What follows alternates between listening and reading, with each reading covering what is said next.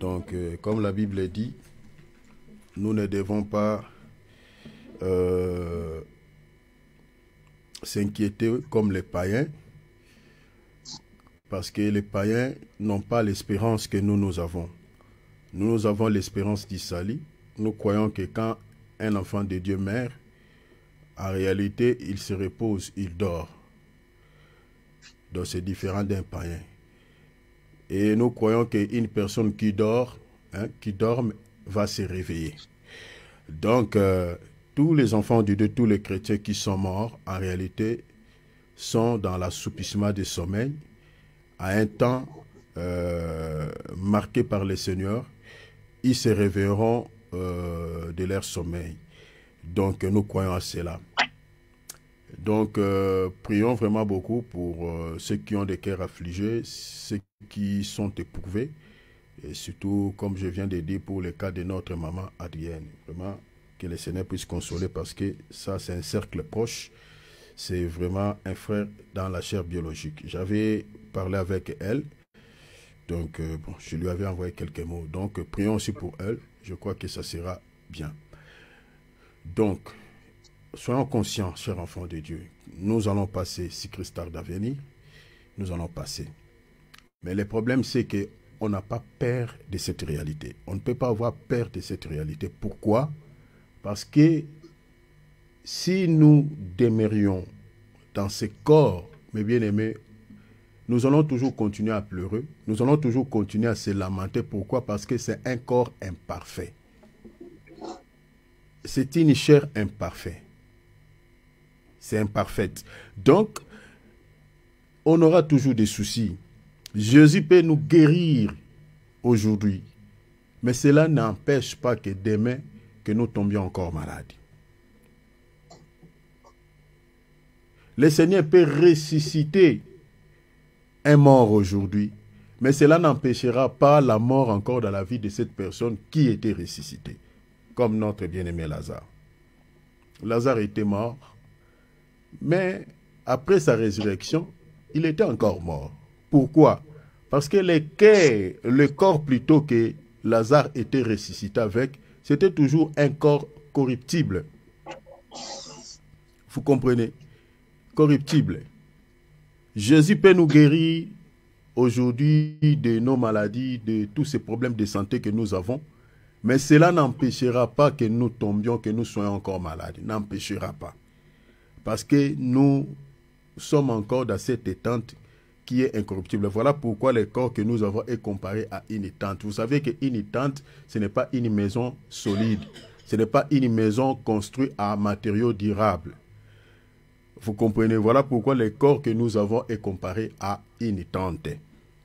Parce que une tente, c'est une maison, une petite maison qui peut vous dépanner peut-être dans un voyage. Souvent dans les voyages que les gens, mes bien-aimés, utilisent des tentes. La raison pour laquelle nous sommes comme des voyageurs dans ce monde. Pourquoi? Parce que nous demeurions dans des tentes qui n'est rien d'autre que nos corps là. Vous voyez? Mais nous allons posséder notre véritable maison.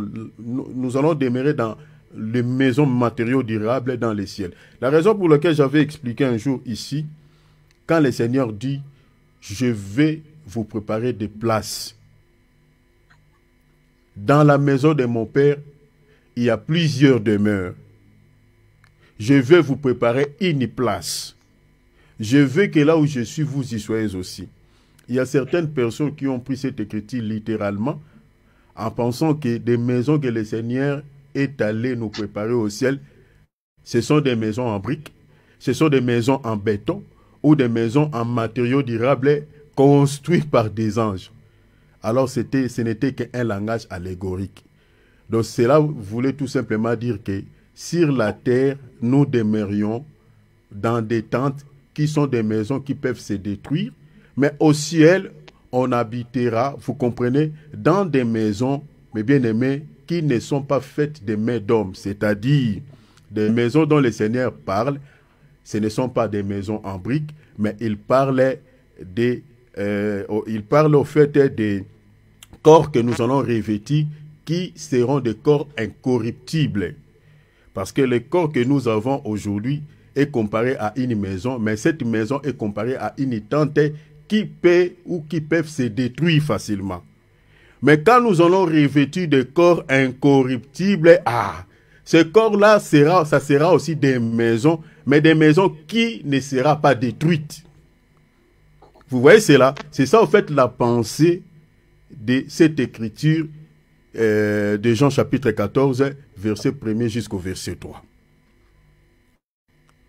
Donc, ce sont des demeures-là que le Seigneur est allé nous préparer. Donc, c'est-à-dire, ce sont des corps incorruptibles, des maisons qui ne peuvent se détruire, qui ne sera jamais détruite. Voilà. Donc, chers enfants de Dieu, ayons cette espérance. Quand vous êtes accablés d'un souci, chers enfants de Dieu, ne murmurez pas contre Dieu. Je n'arrêterai pas de nous dire, je sais que le temps auquel nous traversons dans le monde, c'est un temps tellement difficile. C'est un temps tellement compliqué. L'apôtre Pierre nous a exhortés dans les Écritures. Il a dit quelque chose, il dit, vous n'êtes pas seuls. Les souffrances que vous êtes en train d'endurer, à travers le monde, il y a aussi vos bien-aimés qui endurent les mêmes souffrances, qui endurent les mêmes situations, qui traversent le même problème. Vous comprenez? Donc, c'est pour un temps. Mais il viendra un temps, mes bien-aimés, où on ne se rappellera plus de tous ces soucis que nous avons eus dans ce monde. Parce que la gloire à venir, mes bien-aimés, ne sera comparable, mes bien-aimés, à ces souffrances que nous avons. C'est-à-dire, comme la Bible dit, le poids éternel ne sera comparable aux souffrances que nous sommes en train de traverser dans ce monde. Gardons cette espérance. Un jour, mes bien-aimés, nous ferons face à cette réalité. Un jour. Nous sommes des pèlerins, mais préparons notre éternité. Gloire à Dieu. Jésus, mon Jésus, il est au-dessus. Jésus, il est au-dessus. Mon Jésus, il est au-dessus de tous les hommes. Il est au-dessus de tous les dieux. Il est au-dessus des présidents. Il est au-dessus des dictateurs. Il est au-dessus de Satan. Il est supérieur à tous, ni n'est semblable à lui. Esaïe dit, ni n'est comparable à lui pour faire à son égal. Il est au-dessus, nul ne peut le dépasser. Il est au-dessus de tous. Jésus soit béni. Je le confesse, tu sais que je ne mens pas, papa. Tu es au-dessus de tous. La Bible me dit, il lui a été donné le nom qui est au-dessus de tous les noms, afin qu'au nom de Jésus, que tous genoux se prosternèrent, que tous genoux se fléchissent dans les cieux, sur la terre, sous la terre, dans les eaux. Oh, Jésus est au-dessus de tous. Nul ne peut le dépasser. Le diable ne peut le dépasser. Les démons ne peuvent le dépasser. Bouddha ne peut le dépasser. Mahomet ne peut le dépasser. Oh, que les autorités de ce monde ne peuvent le dépasser. Il est au-dessus. Il ne peut le dépasser. Oh. Il est au-dessus. Il ne peut le dépasser. Oh. Il est au-dessus.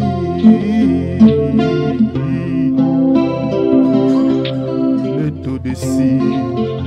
Il est au-dessus, Jésus. Il est au-dessus, supérieur à tous les hommes. Il est au-dessus, supérieur à tous les dieux. Il est au-dessus, mon papa. Sois loué, sois béni. sois loué, Jésus, sois béni. Un grand combat, mes bien-aimés, le combat parmi les combats de la foi, parce que les combats que nous menons, mes bien-aimés, dans la vie chrétienne, sur le plan spirituel, c'est le combat de la foi. Et ce combat, mes bien-aimés, est lié par deux éléments. D'abord, au départ, le diable nous combat d'abord notre vie de prière. Parce que la prière, c'est la seule voie par laquelle nous combattons le diable et tout son royaume. Si on enlève la prière, mes bien-aimés, dans la vie chrétienne, les diables et tout son royaume vont nous écraser.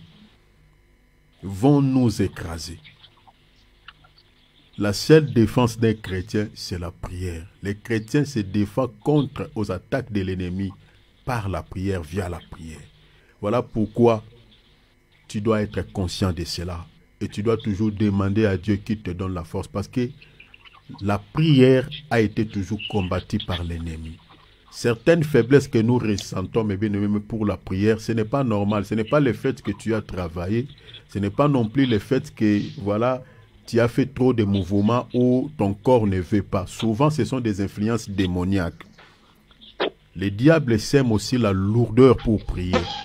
Les diables sèment aussi, mes bien aimés, des fatigues anormales pour ne pas prier.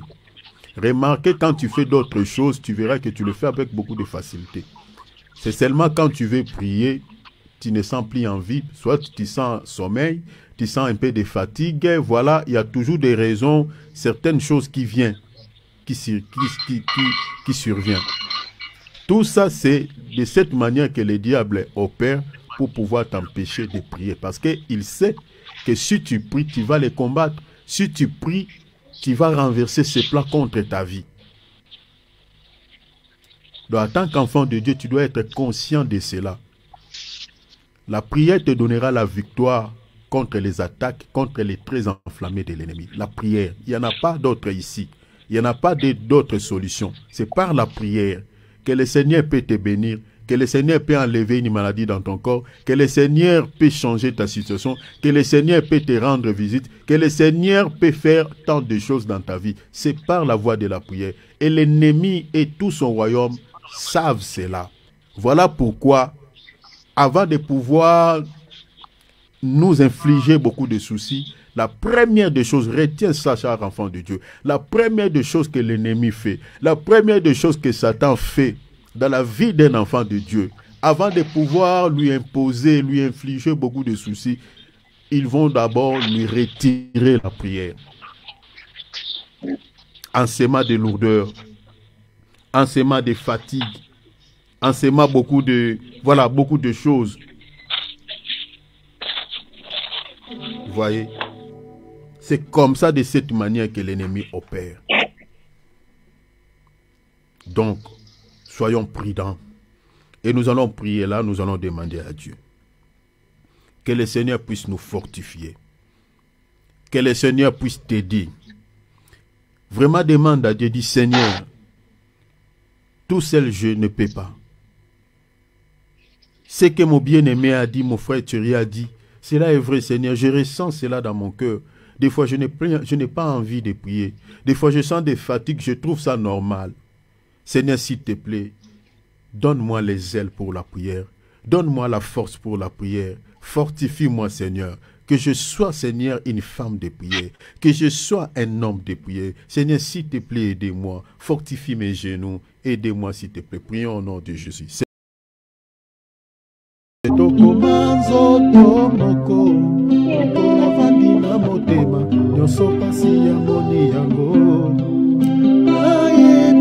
Yesu yozali nzambe okokani solo na moto te o Yesu eo moto na ngai eleki monene ete mokolo moko namona elongi na yo nayebi Yesu ozali nzambe okokani solo na moto te o Yesu na ngai ndoto na ngai eleki monene ete mokolo moko namona elongi na yo. Alléluia. Donnons-lui gloire. Merveilleux Dieu, sois béni le roi des gloires. Sans plus tarder, chers enfants de Dieu, prenons nos Bibles et nos calepins. Gloire à Dieu. Mettons nos micros en mode silencieux. Faisons comme d'hab, s'il vous plaît. Alléluia. Voilà. Gloire à Dieu. Comme promis, je nous avais promis qu'aujourd'hui, nous allons... désolé, mon attel est tombé. Donc, voilà. Donc, désolé, je vais arranger un truc. Souvent, il y a pas mal de choses. Hein. Là où dans les studios, il y a beaucoup d'histoires, il y a des choses qui tombent des fois. Alors, je nous avais promis qu'aujourd'hui, nous allons partager sur un faux pas sur le plan spirituel. Nous allons partager un faux pas qui peut ruiner tout son avenir sur le plan spirituel, donc de manière spirituelle. Alors, prenons nos Bibles, mes bien-aimés, vous pouvez déjà noter. Donc, on a abordé sur cette thématique, sur le plan physique, on a expliqué beaucoup de choses. Mais là, aujourd'hui, nous allons partager sur cette même thématique, mais dans la dimension spirituelle. Donc, je nous demande vraiment de pouvoir me suivre, mes bien-aimés, avec beaucoup d'attention, parce que nous touchons un aspect purement spirituel. Donc, suivez-moi vraiment avec beaucoup d'attention, s'il vous plaît. Donc, voilà, donc je vois ma sœur...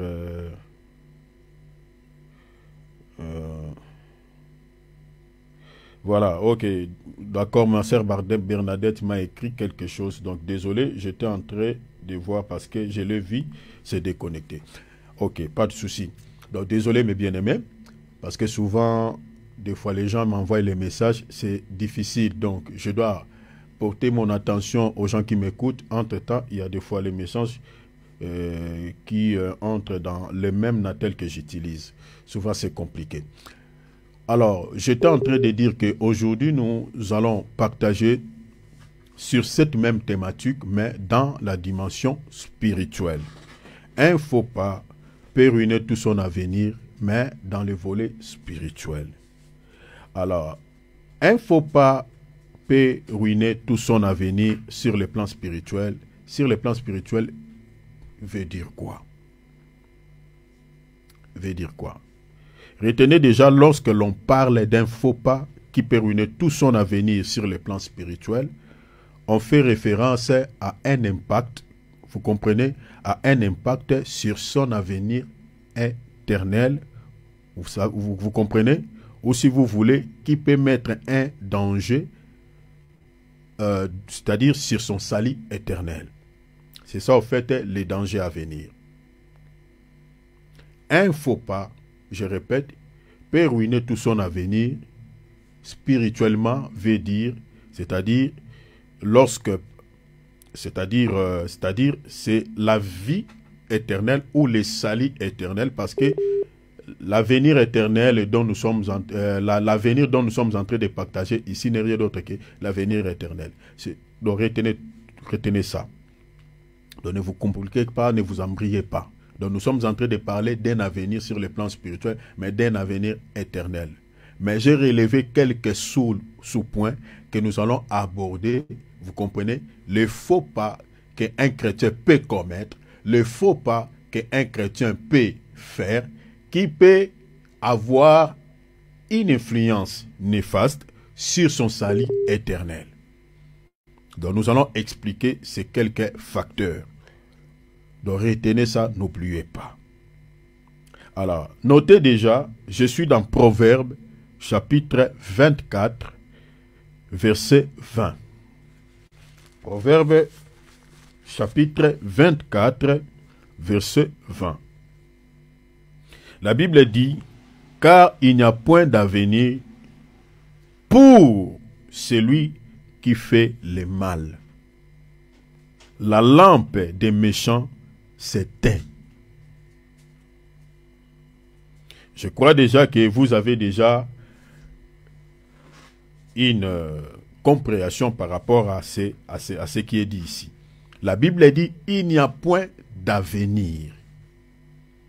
Il n'y a point d'avenir pour qui? On parle d'un avenir qu'il n'y a pas d'avenir à une personne, vous comprenez, ou pour celui, vous comprenez, qui fait quoi? Qui fait le mal. Il n'y a point d'avenir pour cette personne-là. Et l'Écriture continue, l'Écriture dit, la lampe des méchants s'éteint.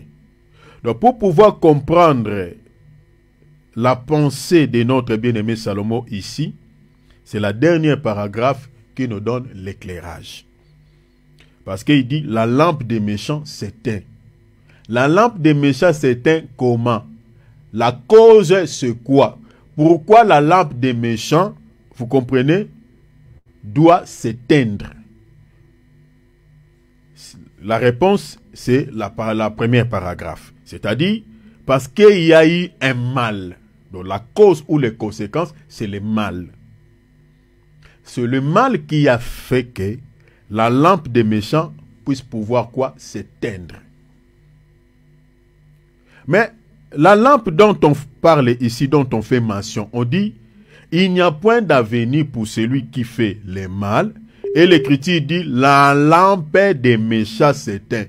Ici, je vais expliquer la lampe avant d'avancer. La lampe dont on fait mention ici, remplacer la lampe par la vie. Vous comprenez? Par la vie. Donc, on est en train de parler de la vie des méchants qui doivent quoi? C'est-à-dire, la vie des méchants qui doivent s'éteindre. Qui doivent, en d'autres termes, s'arrêter. Vous savez, quand quelqu'un meurt, on dit quoi? Il s'éteint. Souvent, ce sont les langages qu'on utilise en français. Ah, tu connaissais tel monsieur-là? Ah, ce monsieur-là est éteint. En d'autres termes, il est mort. En d'autres termes, il n'est plus en vie. Donc, la vie des méchants s'éteint ou s'arrête. Pourquoi je dis que la lampe, c'est la vie? Je peux vous donner des références. Luc chapitre 8, verset 16. La Bible dit, personne après avoir allumé une lampe, on parle de la lampe, ne la couvre d'un vase ou ne la met sous le lit, mais il la met sur un chandelier, afin que quoi? Afin que ceux qui entrent voient quoi? La lumière. Donc la lampe, c'est la lumière. La lampe nous donne la lumière. Vous comprenez? La lampe, c'est la lumière. Ta parole est une lampe à mes pieds, une lumière sur mon sentier. Vous voyez? C'est ça. La lampe donne la lumière. Mais cette lumière-là de la lampe, c'est aussi la vie. Jean chapitre 1, verset 4. En elle était la vie, et la vie était la lumière des hommes. Suivez-moi très bien, je suis dans l'introduction. Parce que je suis en train de nous amener quelque part. Si tu saisis bien cette introduction, tu vas comprendre quand on va entrer dans la profondeur. La Bible a dit, en elle était la vie, et la vie était la lumière des hommes. Donc vous comprenez que la vie est une lumière. C'est pour cela que j'ai dit que quand on dit la lampe des méchants s'éteint, donc on est en train de parler de la vie des méchants qui doivent s'arrêter. Mais pourquoi la vie des méchants s'arrête? Je dis que la vie du méchant ou des méchants s'arrête parce que Salomon nous dit quelque chose dans la partie A. Il dit que il n'y a point d'avenir. Il n'y a point d'avenir pour celui qui fait quoi? Qui fait le mal. Ce qui m'a tiqué ici dans ce verset, c'est que le mal qu'on est en train de faire aujourd'hui ne présentera pas ses conséquences du moment où on les fait, n'aura pas de conséquences du moment où on est en train de poser les actes. Mais Salomon nous dit quoi? Les conséquences, c'est dans l'avenir. Donc la lampe de Méchach qui s'éteint ici, hein? La lampe de Méchach qui s'éteint, ce n'est pas du moment où les méchants ils ont fait le mal, les méchants ont fait le mal, les méchants ont posé des mauvais actes, que leur lampe est éteinte. Mais leur lampe est éteinte dans le futur. En d'autres termes, le mal qu'on fait aujourd'hui, les conséquences, n'aura pas de conséquences présentement, mais les conséquences, c'est dans le futur, dans l'avenir. C'est dans l'avenir. C'est ça, au fait, la pensée de notre bien-aimé Salomon. Mais l'avenir dont Salomon parle ici, c'est quel avenir? C'est quel futur? Regardez, j'aimerais nous expliquer quelque chose. Vous savez, dans la Bible, nous avons dans la Bible des siècles. Suivez-moi ici, très bien, je vais dire quelque chose. Dans la Bible, nous avons des siècles. Parce que les siècles, selon le monde, fait référence aux 100 ans. Vous comprenez? Selon le monde, hein? Les siècles fait référence aux 100 ans. Ça, c'est d'après le monde. C'est d'après aussi la définition que l'encyclopédie donne.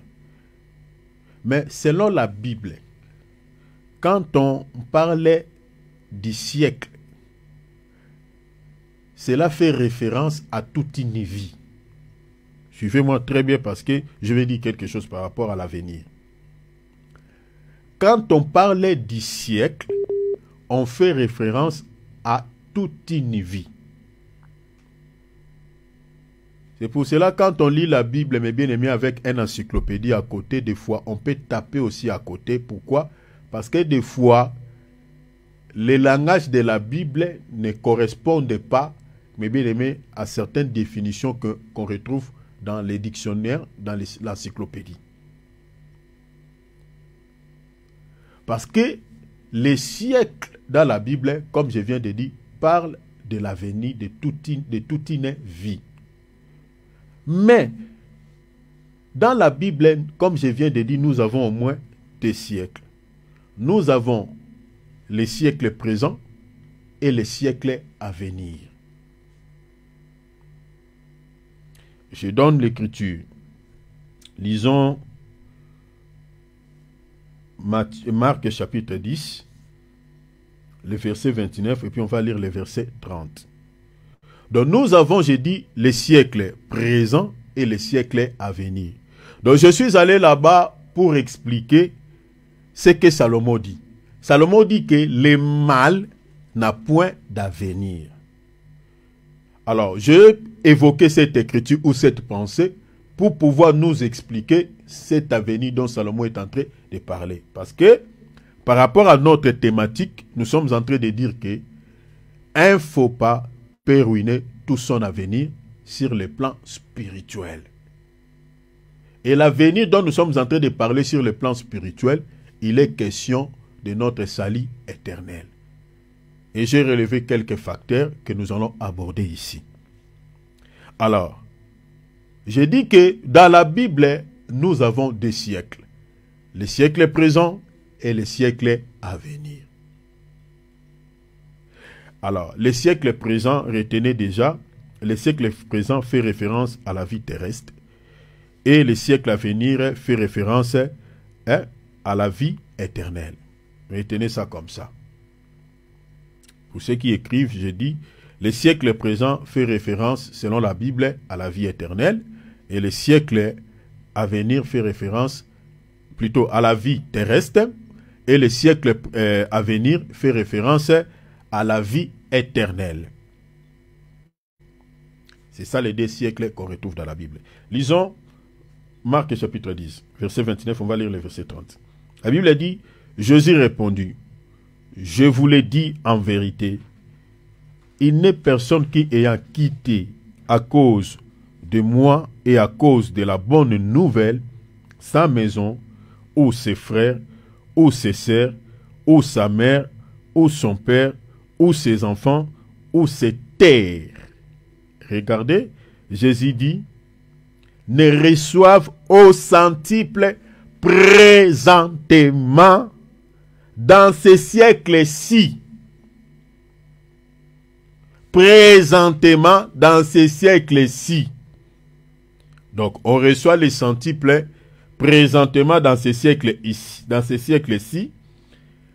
Et le Seigneur dit, il cite maintenant, il donne une liste non exhaustive, il dit, des maisons, des frères, des sœurs, des mères, des enfants, des terres. Mais le Seigneur souligne une chose, il dit, avec des persécutions. Vous voyez? Parce que tout ce que nous recevons comme les biens de ce monde, mes bien-aimés, sont toujours accompagnés avec des persécutions, avec des soucis. Que ce soit la richesse de ce monde, elle est liée aux persécutions, elle est liée à des soucis. Souvent, les hommes riches de ce monde ne se promènent pas librement comme moi et toi. Ont toujours des gardes du corps, tout ça, les gens qui peuvent les sécuriser. Parce que dans leur tête, toujours, ils savent que ma richesse là peut me causer la mort. Et ça leur crée aussi pas mal de soucis. Pas mal de soucis. Ça, ce sont les richesses de ce monde. Le Seigneur dit, ça, nous allons les posséder, les recevoir dans ce siècle ici. Dans ce siècle-ci. Mais il dit, et dans les siècles à venir, le Seigneur dit quoi? La vie éternelle. Vous voyez, chers enfants de Dieu? Donc, quand on fait mention, quand on parle du siècle à venir, selon la Bible, on parle de la vie éternelle. Vous comprenez? Ça, c'est la récompense que Dieu nous accordera.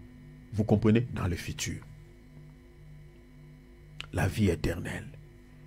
Donc, vous comprenez que quand on parle du siècle présent, le siècle présent fait référence, je dis, aux bénédictions terrestres ou aux bénédictions matérielles.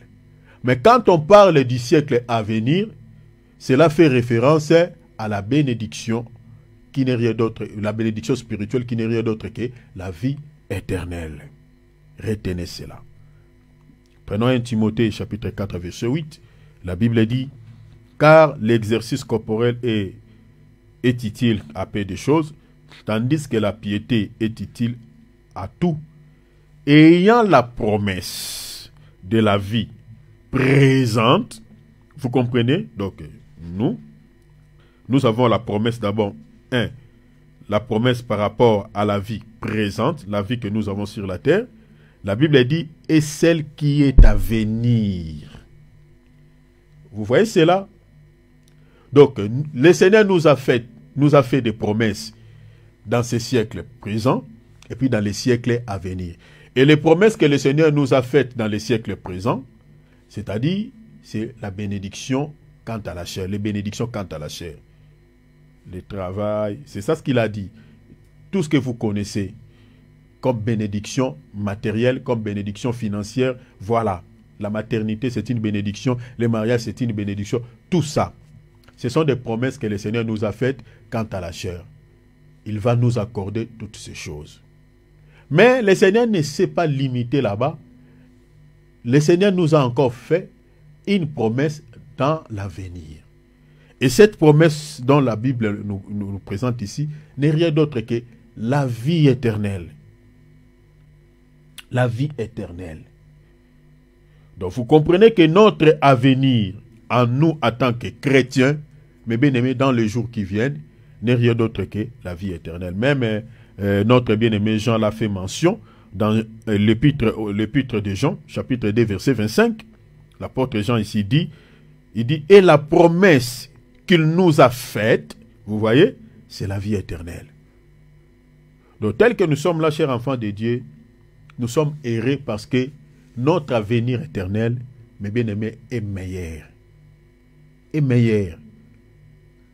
Notre futur en nous est meilleur parce que le Seigneur nous a fait une promesse en disant que je garde, je réserve pour vous comme récompense la vie éternelle.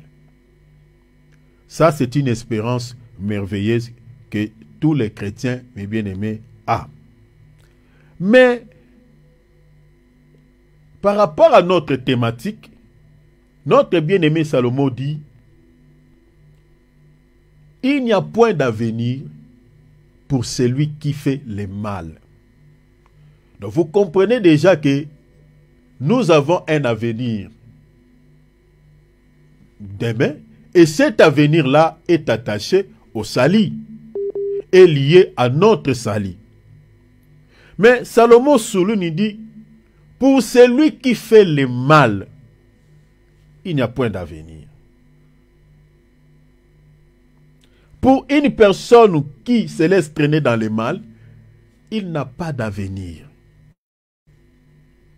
Voilà pourquoi j'ai dit que un faux pas peut ruiner tout son avenir sur le plan spirituel, c'est-à-dire les faux pas que la personne est en train, c'est-à-dire l'acte que la personne est en train de faire ou l'erreur que la personne est en train de commettre, cette erreur-là sur le plan spirituel peut avoir une conséquence très tragique par rapport à son salut éternel.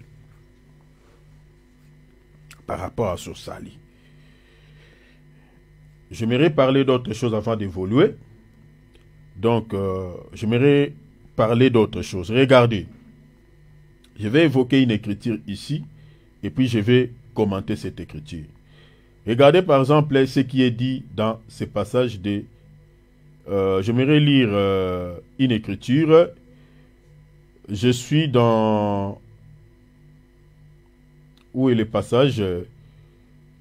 Je suis dans Matthieu chapitre 12. Matthieu chapitre 12, lisons le verset 32.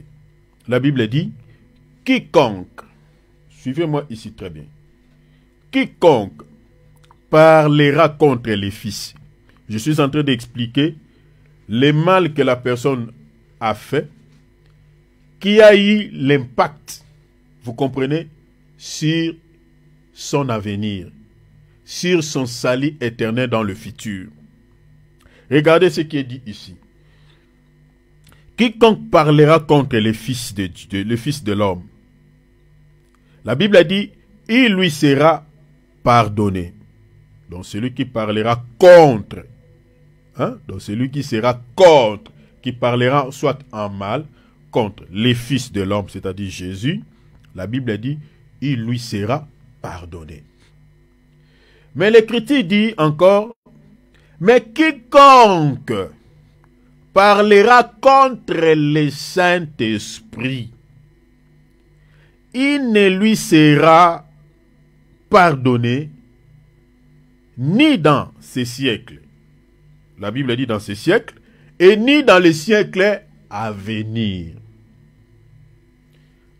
Dans un langage simple, celui qui va pécher contre le Saint-Esprit, celui qui va offenser le Saint-Esprit, son péché ne lui sera jamais pardonné dans ces siècles présents et non plus dans les siècles à venir. Ça, c'est très fort, hein? Vous savez, cette écriture a été plusieurs fois interprétée d'une manière ou d'une autre. Je l'ai entendu souvent chez les serviteurs de Dieu. Interpréter cela d'une manière ou d'une autre, voilà, le péché contre le Saint-Esprit est impardonnable. Bon, il y a certains qui ont expliqué ces péchés-là à leur manière. Mais moi, je n'aimerais pas aller dans le sens peut-être que vous avez déjà entendu cela. J'aimerais aller dans le sens que le Seigneur m'a soufflé aujourd'hui. Parce que ici, on parle de quelqu'un qui va parler contre les fils de l'homme, et puis quelqu'un qui va parler contre le Saint-Esprit. Mais selon la pensée du Seigneur, il dit, celui qui va parler contre les fils de l'homme, ou si vous voulez, qui va pécher ou offenser les fils de l'homme, son péché lui sera pardonné. Mais par contre, celui qui va offenser ou parler contre le Saint-Esprit, son péché ne lui sera jamais pardonné, c'est-à-dire dans ce siècle tel que nous sommes là. Donc une personne qui a parlé contre le Saint-Esprit ou qui a offensé l'Esprit de Dieu, son péché dans ce siècle, ici même si on fait des prières, ne lui sera pas pardonné. Et puis la Bible dit non plus dans les siècles à venir. Donc vous voyez que dans la Bible, on nous parle toujours des deux siècles, les siècles présents et les siècles à venir.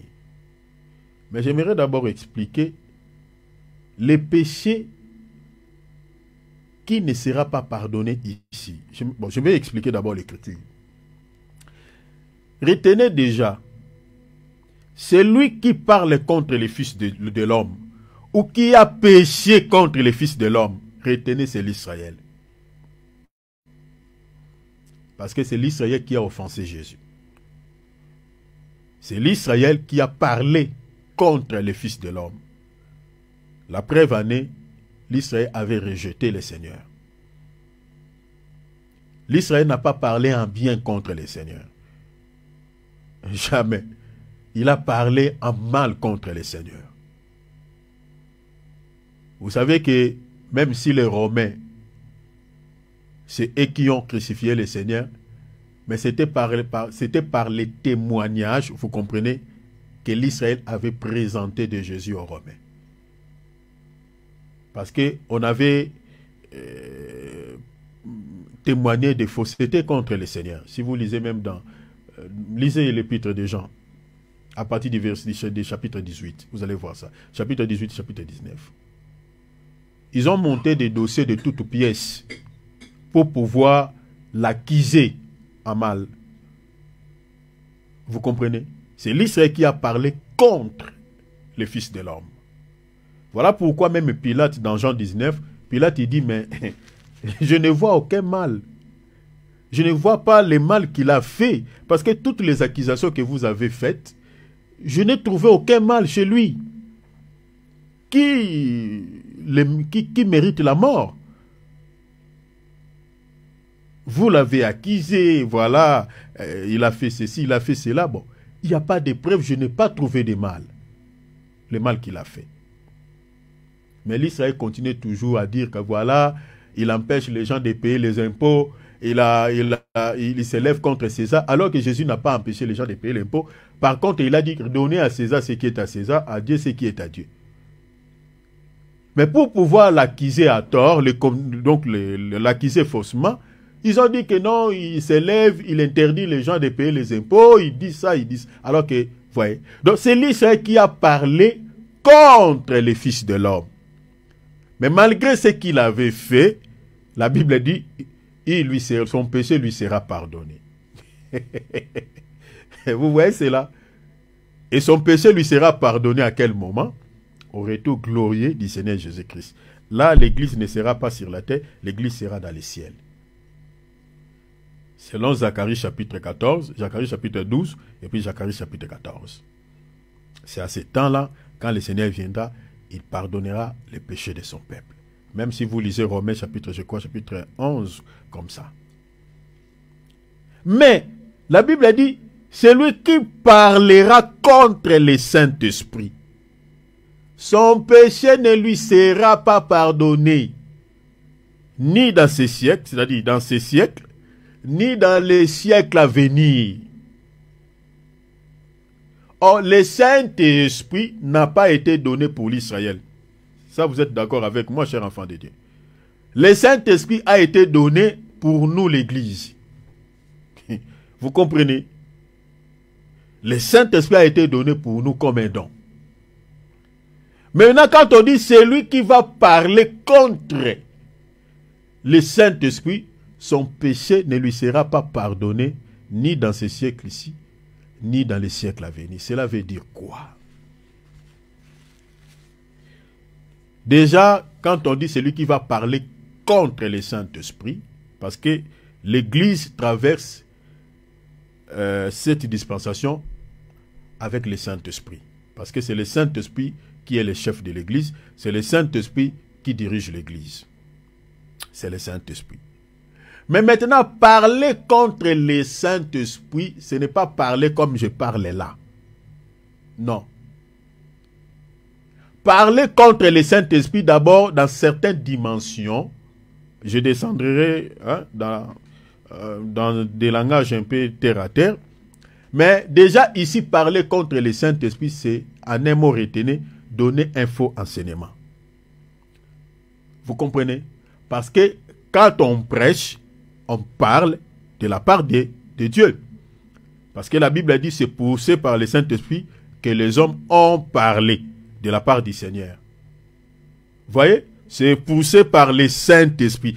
Poussé par le Saint-Esprit. Poussé par le Saint-Esprit, je réitère, que les hommes ont parlé de la part de Dieu. C'est-à-dire, une personne qui est animée par l'Esprit de Dieu ne peut que parler de la part du Seigneur. Mais maintenant, quand on parle contre le Seigneur, à ce moment-là, on pêche contre le Saint-Esprit. Est-ce que vous voyez ça? À ce moment-là, vous avez parlé contre le Saint-Esprit. Mais quand on parle pour l'Esprit, vous comprenez? On parle pour l'Esprit, on parle de la part de Dieu. Là, on est pour l'Esprit. On est dans les camps, on est dans les bons. Mais lorsque on parle contre le Saint-Esprit de Dieu, là, on pêche. Donc, comme je viens de dire dans un langage simple, c'est-à-dire, c'est donner un enseignement qui ne se justifie pas dans les Écritures. C'est donner un enseignement que le Seigneur ou le Saint-Esprit n'approuve pas. Ça, c'est parler contre le Saint-Esprit. Et ce péché-là ne sera jamais pardonné dans ces siècles-ci. Parce que dans la Bible, comme je nous avais dit, il y a le mot péché dans la Bible. Il y a aussi le péché comme iniquité. Il y a aussi le péché comme abomination. Ce sont des péchés, mais les degrés sont différents. Il y a des péchés qui choquent tellement Dieu et que si tu tombes dans ces péchés-là et que tu ne te répands pas vite, là, c'est fichu quoi. Donc, parler contre le Saint-Esprit, c'est tomber dans ces péchés-là. C'est-à-dire, donner un enseignement où vous êtes en train de parler de la part de Dieu, mais ce que vous êtes en train de dire, vous n'êtes pas animé de l'Esprit de Dieu. C'est-à-dire, vous êtes en train de parler de choses qui ne se justifient pas sur les enseignements des apôtres. Parce que tel que nous sommes là, mes bien-aimés, dans notre temps, il n'y a pas un grand prophète, il n'y a pas un grand apôtre. En termes de la grandeur, ceux qui étaient des grands apôtres ou des grands prophètes, des grands serviteurs de Dieu, ce sont ceux qui nous ont légué cet enseignement. Je suis dans Ephésiens chapitre 2, verset 20. Donc nous marchons sur leurs traces. Mais maintenant, si vous vous décapotez des traces des apôtres, si vous vous décapotez de l'enseignement des apôtres, là vous parlez contre le Saint-Esprit.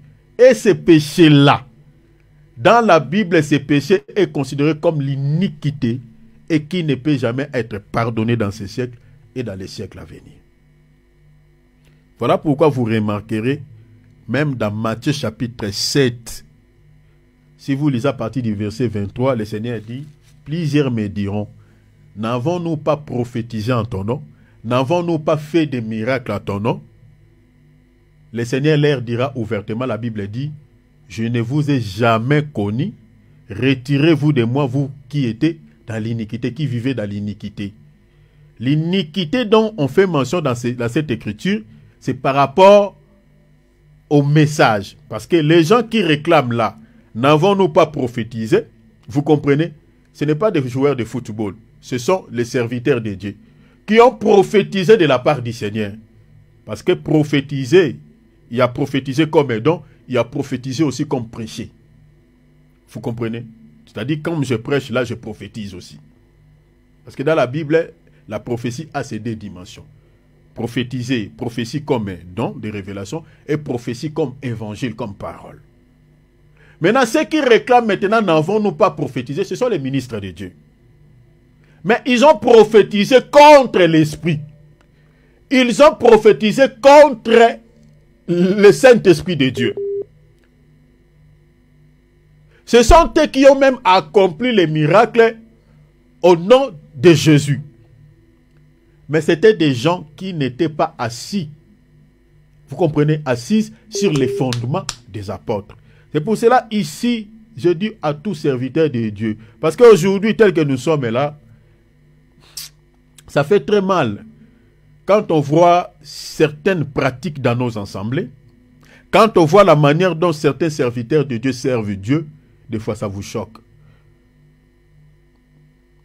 Et personne n'écoute l'autre. Vous allez voir que dans la Bible que nous sommes en train de lire, nous lisons la même Bible. Mais dans la même Bible là que nous lisons avec les autres, vous allez voir que certaines personnes, leur pratique ne se justifie pas avec la Bible qu'ils détiennent entre les mains. Entre les mains. Ne se justifie pas. Prenons par exemple même les baptêmes. Hein, je prends la doctrine des baptêmes. La manière dont que les baptêmes se font dans certains assemblées. Il y a d'autres qui baptisent dans des rivières, hein, dans des eaux qui coulent, mais il y a d'autres qui disent que non, ce n'est pas important d'aller baptiser les gens dans les eaux qui coulent. On peut baptiser même dans nos assemblées, créer juste une petite piscine, même dans un tonneau, même dans un bassin, on peut baptiser les gens là-bas. Ces modèles-là, dans l'enseignement des apôtres, on ne les trouve pas, on ne les voit pas. Les gens ont voulu aider Dieu. Au lieu de suivre la manière dont Jésus, notre modèle, s'est fait baptiser dans le fleuve du Jourdain, l'eau qui coule. Ces apôtres, je suis dans Jean chapitre 2, chapitre 3, chapitre 4. Ces apôtres ont baptisé les gens dans l'eau qui coule. Mais cependant en Israël, il y avait des piscines, des Bethesda, il y avait les réservoirs de Siloé. Mais pourquoi on n'a pas fait les services des baptêmes là-bas? Pourquoi? Et pourquoi nous, dans notre temps, nous acceptons de faire baptiser les gens dans des piscines, dans des bassins, dans des tonneaux? Il y a d'autres même qui utilisent les baignoires. Ces modèles-là, de baptiser les gens comme ça, nous l'avons pris où? Nous l'avons reçu où? Parce qu'on ne les voit pas chez les apôtres.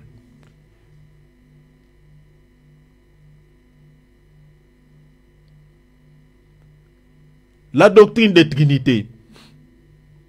Ça, c'est une doctrine qui crée pas mal de soucis. Pas mal de soucis aujourd'hui. Ça divise les gens. Ça crée beaucoup de complications. Ça crée même la haine, physiquement comme ça.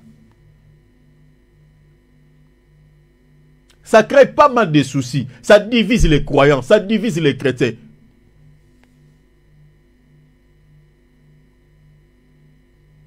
La femme peut-elle prêcher ou pas? Tout ça. Les chrétiens doivent-ils payer la dîme ou pas? Vous voyez tout ça là, ça crée aujourd'hui pas mal de divisions. Mais pourquoi nous allons nous diviser si nous utilisons la même Bible? Pourquoi nous allons nous diviser? Vérifions dans les Écritures. Comment est-ce que les apôtres ont servi le Seigneur? Comment est-ce qu'ils ont placé les choses? Regardons. Mais vous allez voir, vous lisez la même Bible, mais il y a d'autres personnes qui disent, oh non, ça c'était à l'époque des apôtres, les femmes ne prêchaient pas. C'était à l'époque là, ils donnent des raisons. Mais dans notre temps, nous avons des femmes intelligentes, et voilà, qui ont des capacités plus que même les hommes qui peuvent prêcher. Ah bon? Dans la Bible aussi, il est question des époques. Si cela concernait seulement les gens de cette époque-là, mais pourquoi cela est écrit dans la parole? Pourquoi l'apôtre Paul a placé ça comme tout un commandement? Voilà. Alors, toutes ces manières de servir Dieu, en accord au fondement que les apôtres nous ont légué, ça, c'est prêcher ou parler de la part de Dieu, mais contre. Vous parlez comme si vous êtes en train de parler de la part du Seigneur, mais en réalité, vous parlez contre le Saint-Esprit. Et ce péché-là est considéré comme l'iniquité qui ne peut jamais être pardonné dans ce siècle, ni dans les siècles à venir. Je vous ai donné l'écriture, Matthieu chapitre 7, verset 23. Ces gens-là, le Seigneur dit, vous étiez dans l'iniquité. L'iniquité, c'est aussi mal prêcher la parole de Dieu. C'est-à-dire, quand vous êtes en train de dire des choses qui ne se justifient pas dans la parole, vous commettez le péché qu'on appelle l'iniquité. Et ça, c'est un péché plus grave, c'est un péché plus fort. Ça afflige le Saint-Esprit. Mais, à part ces péchés-là, il y a d'autres péchés aussi qui offensent le Saint-Esprit. Nous, en tant que chrétiens, certains péchés que nous commettons. Parce que la Bible dit, celui qui parlera contre le Saint-Esprit. En d'autres termes, celui qui va offenser l'Esprit de Dieu, il ne sera pardonné dans ce siècle, ni dans les siècles à venir. Chers enfants de Dieu, il faut éviter d'offenser le Saint-Esprit de Dieu par certains actes que vous posez. Il faut éviter. Voilà pourquoi l'apôtre Paul dit dans Éphésiens chapitre 4 verset 30, n'attristez pas le Saint-Esprit de Dieu. Vous comprenez? Le Saint-Esprit de Dieu qui vous a été donné pour le jour de la rédemption. Le jour de la rédemption, c'est-à-dire le jour de l'enlèvement. Il ne faut jamais attrister le Saint-Esprit de Dieu. Il faut éviter d'offenser le Saint-Esprit de Dieu. Parce que si vous offensez le Saint-Esprit de Dieu, attention, il arrivera un moment que le Saint-Esprit de Dieu, le péché là, ne sera plus jamais pardonné. Pourquoi j'ai dit ça? Je vais vous donner 3 écritures. Parce qu'il y a certains chrétiens, quand on dit des choses, au lieu de vérifier dans les Écritures, directement, ils disent, ah bon, ouais, tout ça, directement, ils s'étonnent et puis voilà, ils commencent directement à juger. Mais regardez, je vais vous donner quelques Écritures. Nous sommes dans Éphésiens d'abord, chapitre combien? Je vais vous montrer 3 étapes qui fait que le Saint-Esprit, c'est-à-dire quand on pêche contre le Saint-Esprit, le péché là, ne peut plus jamais être pardonné, ni dans ce siècle, ni dans les siècles à venir. Mais, il faut que ces 3 étapes interviennent dans la vie de cette personne qui pêche contre le Saint-Esprit. Donc, dépasser ces 3 étapes, chers enfants de Dieu, c'est fichi. C'est fichi. Je crois que dans ce monde, il y a des gens qui sont arrivés déjà à ce stade-là. Il y a des gens.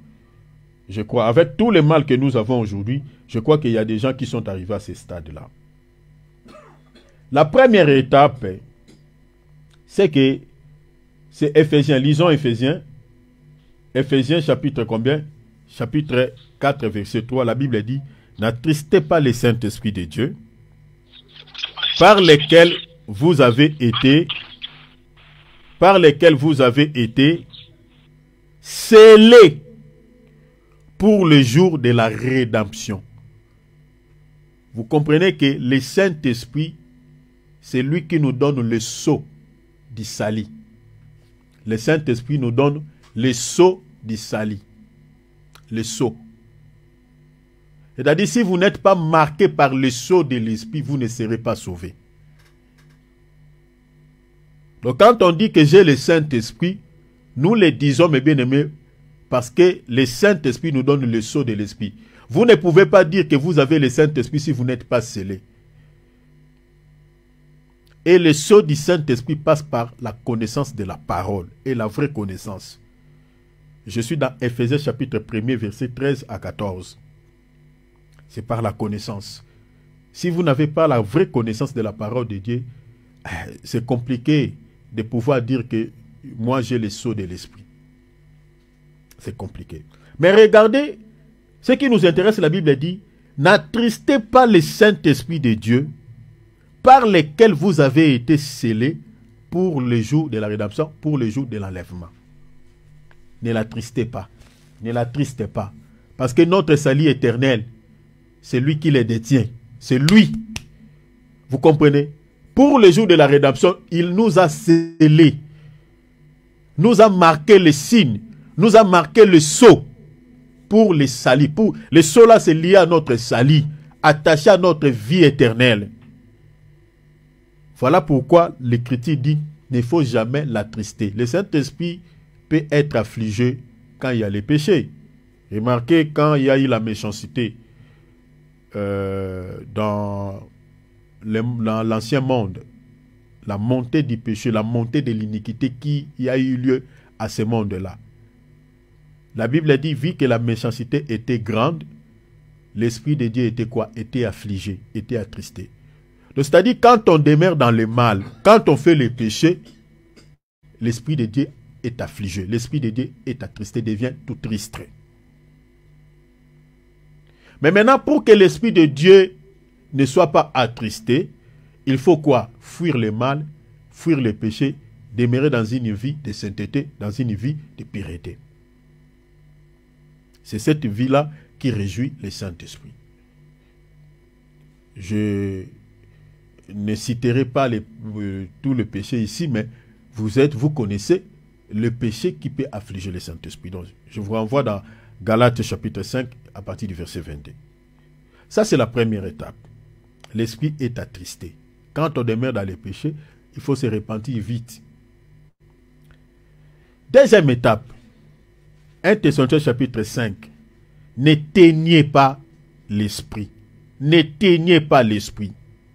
C'est-à-dire, quand on demeure, 1 Thessaloniciens chapitre 5, verset 19, quand on demeure dans une vie de péché et qu'on refuse de se repentir, le péché n'est pas confessé. Chers enfants de Dieu, cela peut éteindre le Saint-Esprit dans votre vie. Le Saint-Esprit peut être éteint. C'est-à-dire, vous savez, l'Esprit de Dieu est comparé à une lampe. Regardez, dans le jour de la Pentecôte, il était descendu sous une forme de langue de feu. Et quand on demeure dans les péchés, cette lampe-là peut être éteinte. Je m'explique. Quand une personne vit dans les péchés, confortablement dans les péchés, et qu'il n'y a pas la repentance, la personne persiste dans l'essence du mal. Il continue à demeurer dans l'essence du péché. Cette personne-là, qui demeure dans les péchés, et qui refuse de se repentir, il arrivera à un certain moment, s'il était chrétien qui fréquentait, par exemple, voilà, tu me donnes Galates chapitre 5, verset 19, verset 21, qui dit quoi? À qui parle les œuvres de la chair. Ok, merci beaucoup. C'est pas Galates 5, 22. Ouais, voilà, merci beaucoup mon frère. C'est Galates chapitre 5, verset 19, vous pouvez corriger. Ça parle des œuvres de la chair. Alors, je disais que une personne qui demeure dans les péchés et qui refuse de se repentir, je parle d'un chrétien, vous allez remarquer que ce chrétien-là, vu qu'il refuse de revenir sur le droit chemin et qu'il s'entête, il continue toujours de suivre le mal. S'il était un chrétien, par exemple, actif dans une assemblée, vous allez remarquer qu'il ne sera plus actif. Il va peut-être commencer à fuir son travail à l'église. Il va peut-être commencer à fuir le jour des cultes. Même lui-même, de chez lui, il ne va plus prier. Vous comprenez? Donc, il va s'éloigner en un mot il va s'éloigner du Seigneur. Cet éloignement-là ne vient pas parce que c'est lui qui veut s'éloigner, mais c'est parce que l'esprit qui les motive à servir Dieu, l'esprit qui les pousse à prier, l'esprit qui les motive de s'approcher de Dieu est éteint. Parce que le Seigneur a dit, sans moi, vous ne pouvez rien faire. Tout ce que nous faisons pour le Seigneur, prier, servir Dieu, c'est le Seigneur qui nous motive, c'est son esprit. Et sans la motivation du Saint-Esprit, chers enfants de Dieu, on meurt spirituellement. On ne peut plus s'approcher de Dieu, c'est fini. Il n'y a plus la vie. On ne pourra plus servir Dieu, on est écarté quoi. À ce stade-là, l'esprit est éteint. Mais il y a encore possibilité que l'esprit là qui est éteint soit encore ranimé par une belle repentance, une bonne repentance, une bonne confession des péchés. Il peut être ranimé. L'apôtre Paul dit à Timothée, ranimer l'esprit que tu as reçu par l'imposition des mains. Ranimer les dons, que tu as reçus par l'imposition des mains. Le don dont l'apôtre Paul faisait mention là-bas, il parlait de l'esprit. Parce que le Saint-Esprit est un don. Selon Galates chapitre 3, chapitre 2, je crois, verset 39 ou 38, 39. Donc, il y a encore la possibilité. Mais si la personne s'entête toujours et qu'elle refuse de se repentir, elle refuse de revenir au pied de Jésus, la troisième étape est la dernière étape. Ça, c'est la dernière chance que Dieu donne à ces chrétiens-là qui se laissent profondément dans le mal. C'est la dernière étape, c'est la dernière, je peux dire, la dernière chance pour ces chrétiens-là. L'esprit est ôté. Avant que l'esprit ne soit ôté de la vie de cet enfant de Dieu, le Seigneur donne toujours la chance. Je suis dans Apocalypse chapitre 2, verset 5. Le texte dit, « Souviens-toi donc d'où tu es tombé. Répands-toi. » Vous voyez la troisième étape. Le Seigneur demande toujours la repentance. Que tu te souviennes d'où tu es tombé, d'où tu as fait une chute. Parce que vous savez, vous ne pouvez se repentir de votre péché si vous n'êtes pas conscient, si vous ne vous souvenez plus que vous avez commis un délit, vous êtes tombé dans un péché. Il faut se rappeler. Le Seigneur dit, et pratiquez tes premières œuvres. Les premières œuvres ici, c'est-à-dire la manière dont tu servais Dieu à l'église, tu étais motivé, tu priais, tu jeûnais, tout ça, ça fait partie de tes œuvres. Le Seigneur dit, sinon je viendrai à toi. Vous comprenez? Au cas contraire, si tu ne te repens pas, si tu persistes toujours dans le mal, le Seigneur dit, j'ôterai ton chandelier. Le chandelier ici, c'est la lampe, c'est l'esprit de sa place, à moins que tu ne te repentes. J'ôterai les chandeliers. Ici, je peux vous renvoyer même dans Ézéchiel chapitre 8. Là, vous allez voir comment la présence de Dieu avait quitté le temple. Mais avant que la présence de Dieu quitte le temple, il y avait quand même les étapes. Il y avait quand même les procédés. Le Seigneur accordait toujours la chance à ses peuples de pouvoir abandonner les idoles, d'abandonner le mal, d'abandonner les péchés, de revenir vers lui. Si vous lisez Ézéchiel 8, vous allez voir que l'idolâtrie était dans les temples, mais l'arche de l'alliance qui représentait la présence du Saint-Esprit, qui représentait Dieu lui-même, était aussi là. Était aussi là. Et Dieu est en train de dire même dans sa bouche, il dit, il montre à son serviteur Ézéchiel, il dit, regarde tous ces idoles que l'Israël a introduit dans les temples. Et tout ça pour m'éloigner de mon sanctuaire. Le Seigneur, vraiment, Et quand je lis tout le temps ces passages, je vois comment le Seigneur ressentait la douleur dans son cœur. C'est le comportement de certains chrétiens, nous faisons mal au Seigneur dans le cœur. À chaque fois quand nous introduisons des mauvaises choses, parce qu'il faut comprendre que les temples, aujourd'hui, c'est nous. C'est nos corps. Quand nous introduisons des mauvaises choses, on se laisse traîner dans le mal. Chers enfants de Dieu, on fait mal au Saint-Esprit. On fait mal à Dieu. Et l'Esprit de Dieu, qui est censé demeurer dans un corps propre, qui est censé demeurer dans un corps saint, il se sent maintenant affligé, il se sent attristé, il se sent l'esprit qui est saint, mais il se sent un peu souillé, parce que c'est toi qui introduis le mal dans son lieu saint. C'est ça en fait Ézéchiel chapitre 8. Le Seigneur est en train de dire, regardez tous ces idoles. Les femmes dans les temples invoquaient Tammuz. Les chérubins qui transportaient la gloire de Dieu étaient déjà prêts à transporter la gloire de Dieu et d'abandonner les temples.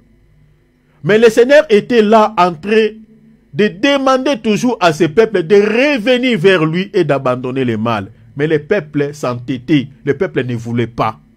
C'est ça le comportement de certains chrétiens aujourd'hui et certains serviteurs de Dieu.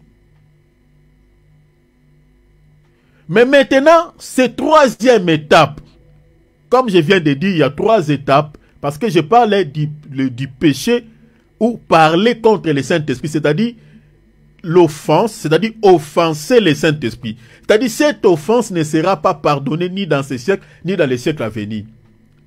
C'est du moment où la personne pêche, attriste le Saint-Esprit et qu'il n'y a pas la repentance, et qu'il persiste dans le mal, et que l'Esprit de Dieu, comme il ne supporte pas le mal, il est éteint, et que si la personne refuse toujours de se repentir et qu'il s'entête, il entre profondément dans le mal, l'Esprit de Dieu peut devenir éteint.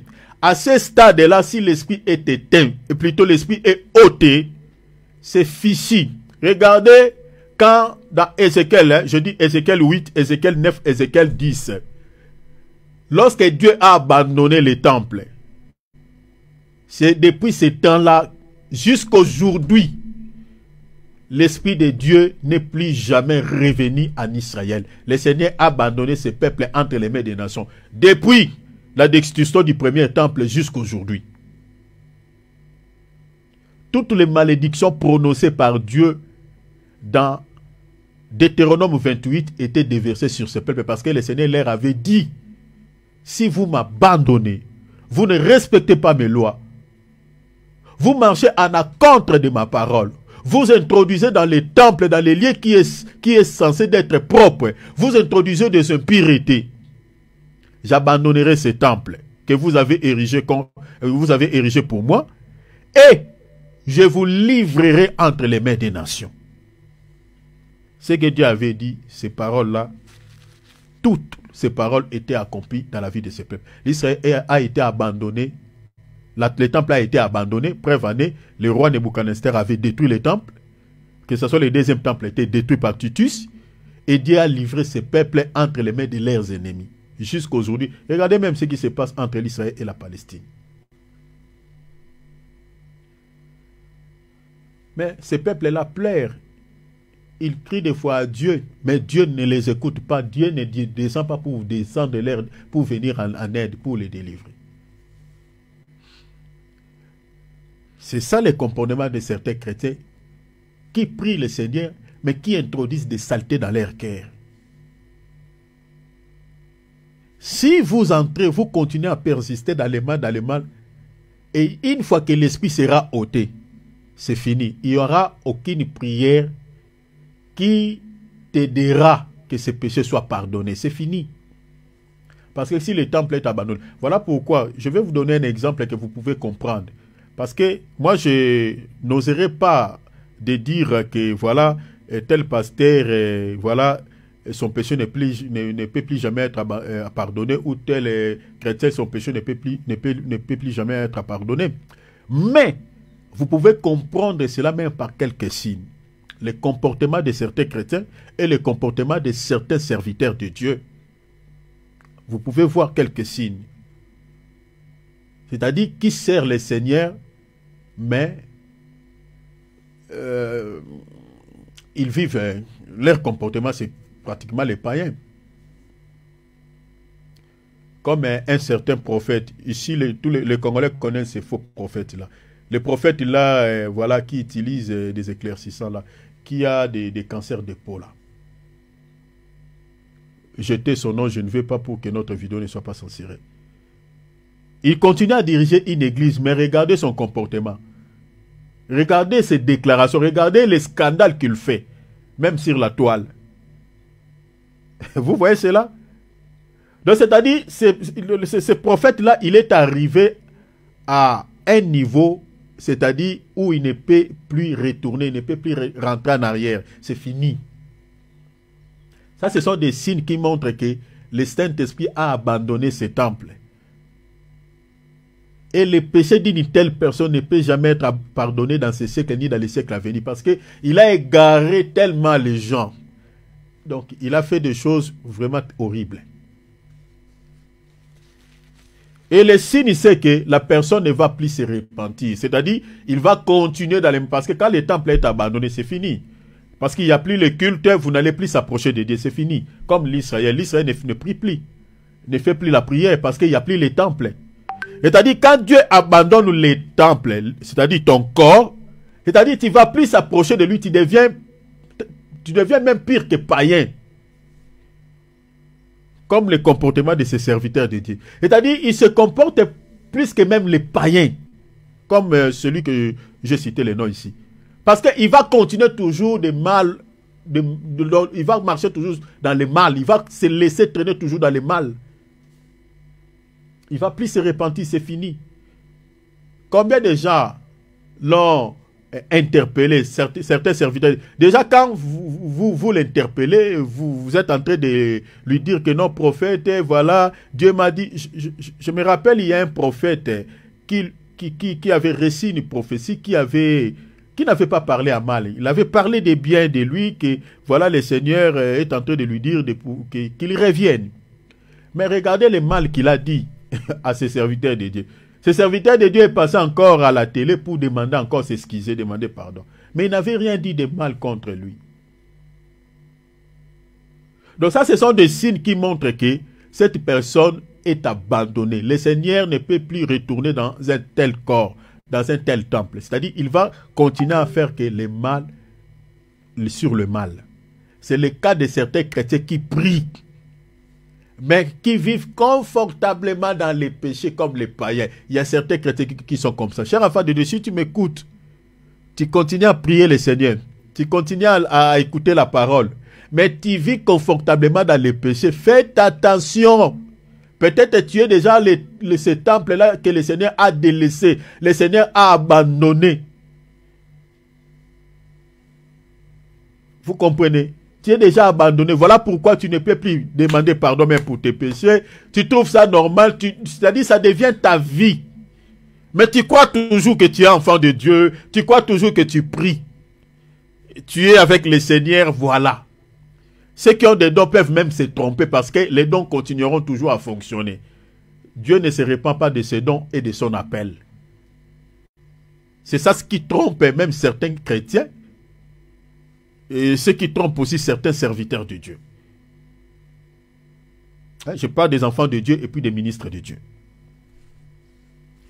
Ils croient toujours qu'ils ont Dieu. Pourquoi? Parce qu'il y a quelques manifestations du Saint-Esprit. La manifestation du Saint-Esprit ne dit pas que tu as le Saint-Esprit. La manifestation de l'Esprit peut se faire au travers des dons que Dieu t'a donnés. Mais tu n'as pas l'Esprit de Dieu. Parce qu'il y a la différence avoir le Saint-Esprit, recevoir le Saint-Esprit comme sceau et recevoir le Saint-Esprit comme don c'est-à-dire don des miracles ou don des révélations. Il y a la différence. Alors, à ce stade-là, ça c'est très dangereux. Voilà pourquoi notre bien-aimé Salomon dit: il n'y a point d'avenir pour celui qui fait le mal. Donc, celui qui n'a pas d'avenir, Celui dont son avenir est à danger, c'est celui qui a offensé le Saint-Esprit et qui refuse de se repentir. Faisons attention, je vais m'arrêter ici. Faisons attention.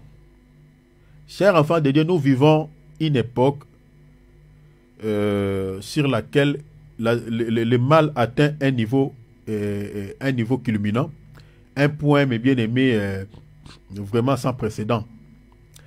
C'est-à-dire, il y a beaucoup de souffrances, il y a beaucoup de soucis, il y a beaucoup de mauvaises nouvelles, il y a beaucoup de problèmes.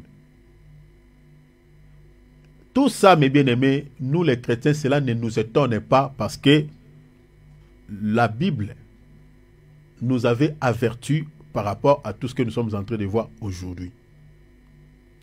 Et ce sont la majorité des signes majeurs, qui annoncent la venue du Messie. Donc, à des moments comme ceci, ne vis pas dans le péché, ne vis pas comme un païen. Pourquoi, cher enfant de Dieu, tu vas affliger le Saint-Esprit et le mal va devenir ta vie, le péché deviendra ta vie et tu perdras ton salut pour rien.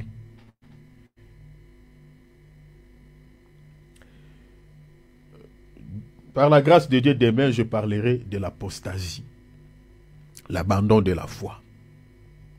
C'est parmi des éléments que j'ai relevés. Donc ça, c'est le premier élément. Deuxième élément, un faux pas qui peut ruiner tout son avenir sur le plan spirituel. Je parlerai aussi, deuxième facteur, je parlerai sur les péchés. Je parlerai du péché. Le péché, ici, j'ai mis détiré. Donc, je parlerai sur le péché. Il y a le point A et le point B. Là, le point B, je parlerai sur les alliances. Voilà. Donc, le point B, je parlerai sur les alliances. J'expliquerai les alliances. Je parlerai des alliances comme étant les grands péchés. Parce que j'expliquerai. Je crois que demain, si le Seigneur permettra, je toucherai aussi sur le deuxième point. Je parlerai du point A et du point B. Je parlerai du péché. Et puis, je parlerai aussi, je parlerai sur les conséquences, je parlerai d'autres choses. Ça, c'est le deuxième point. Et puis, troisième élément, je parlerai sur les rejets du Messie. Hein? Les rejets du Messie. Et puis, quatrième facteur, je parlerai sur les meilleurs à venir. Je parlerai sur les meilleurs à venir. Je parlerai de la vie éternelle sur les meilleurs à venir. Les meilleurs à venir. Donc, je toucherai sur la vie éternelle. Ça, ce sont les 4 sous-points que j'ai énumérés pour partager par rapport à cette thématique. Donc, je m'arrête ici. Donc demain, nous allons toucher sur l'apostasie parce que je suis en train d'expliquer ce qui peut mettre votre avenir éternel en danger. Et parmi les points, je toucherai l'apostasie, le péché, je parlerai sur les rejets du Messie et puis sur les meilleurs aussi à venir. Nous allons prier le Seigneur. Que le Seigneur nous aide. Alléluia. Oh notre Dieu. Alléluia. Voici maintenant je suis devenu citoyen du ciel. J'ai une vie nouvelle en Jésus. Ouvrons nos micros. Ma vie passée a été clouée. Je ne peux plus tirer.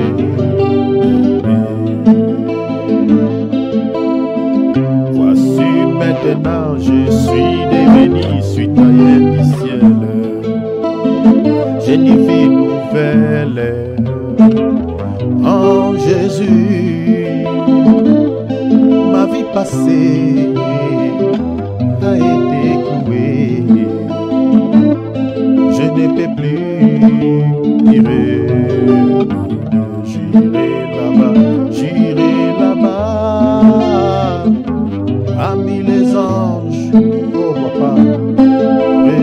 d'Emmanuel, me consoler, passant mon temps à la louange, dire en Jésus un grand merci, dire en Jésus un grand merci. J'irai là-bas parmi les anges, près d'Emmanuel, me consoler, passant mon temps à la louange, dire en Jésus un grand merci, dire en Jésus un grand merci. Demande l'aide de Dieu. À la manière dont le Seigneur t'a parlé, demande son soutien, demande sa grâce. WhatsApp, Zoom, ouvrons nos micros, prions le Seigneur. Et mon Sauveur, qui me séparera de l'amour de Jésus, ni nudité, ni tribulation, ni homme, ni ange, ni domination, rien me séparera de mon Sauveur. J'ai l'assurance d'être sauvé depuis que Jésus vit dans mon cœur la vie éternelle qu'il m'a donnée. Je suis à lui, à perpétuité. J'ai l'assurance, oh quelle victoire, alléluia. Ma condamnation est effacée. Oh Jésus à moi, puisque la vie jamais, je ne saurais te remercierai. Qui me séparera de l'amour de Jésus? Ni dignité, oh, ni tribulation, ni homme, ni ange, ni domination, rien me séparera de mon Sauveur. Rien me séparera de mon Sauveur. Rien me séparera de mon Seigneur. Rien me séparera de mon Sauveur. Ni la maladie, ni la souffrance, oh, ni la chômage, ni la pauvreté, rien me séparera de mon Sauveur. Rien me séparera.